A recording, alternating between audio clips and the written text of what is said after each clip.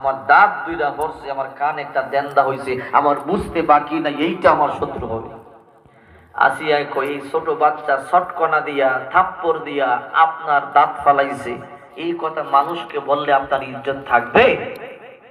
এই বাচ্চা ছোট মানুষ হাত নাড়াচড়া করতেই পারে, হাত নাড়া দিছে একটু লাইগা আপনার নরম দাঁত দুইটা হইরা গেছে, এই জন্য তো চিল্লানোর দরকার কি?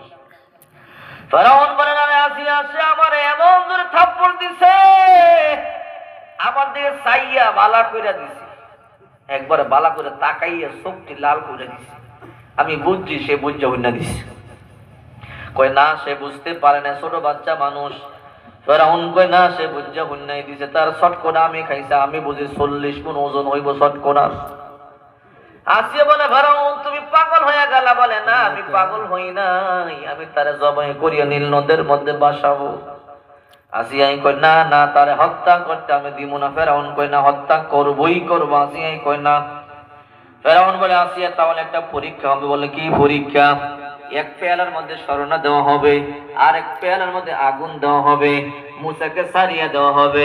যদি মূসা চলতে চলতে আগুন গিয়া ধরে, বুঝবো মূসাই বুঝে না, আর মূসা যদি স্বর্ণ ধরে, বুঝবো মূসাই বুঝে বুঝা হুন্না দিছে, তখন তারে আমি জবাই করব, হত্যা করব।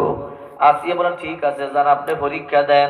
একটা পেয়ালার মধ্যে আগুন আর একটা পেয়ালার মধ্যে স্বর্ণ। মূসা পয়গম্বরকে ছেড়ে দেওয়া হইল। আল্লাহর নবী মূসা 2 বছরের বাচ্চা, চলতে চলতে স্বর্ণের দিকে যাইতেছে। আল্লাহ কই, ও জিবরাইল, আমার বন্ধু মূসাকে আগুনের দিকে ফিরাইয়া দাও। যদি আমার বন্ধু মূসা গিয়া স্বর্ণ ধরে, ফেরাউন তারে হত্যা করবে, জবাই করবে। তাই জিবরাইল আইসা মূসা নবীকে ঘুরাইয়া দিল। মূসা নবী আগুনের দিকে চলতে চলতে আগুনটা দইরা মুখের মধ্যে দিয়া দিছে, একটু জিহ্বা ফুইরা গেছে। আসিয়া কয়, ফেরাউন দেখছো, তোমার জন্য আমার সন্তানটার জিহ্বা পড়ছে, আমি আগেই বলছিলাম আমার মূসা কিছু বুঝে না। ফেরাউন কে, আসিয়া ঠিক আছে ঠিক আছে, আমি বুঝতে পারছি আমার ভুল হয়েছে, তুমি মূসার লালন পালন করতে থাকো। এবার মূসা পয়গম্বর ফেরাউনের রাজ দরবারের মধ্যে বড় হইতেছে। এই বড় হইতে হইতে 3 নাম্বার বছর, 3য় বছর, ফেরাউন মনে মনে সিদ্ধান্ত করে, এইবার আমি একটা বিশাল বড় জন্মদিন পালন করব, সবার সামনে আমি আমার মূসারে পরিচয় করাবো। তখন ওই থাপ্পড়ের কথা মনে হয়ে যায়।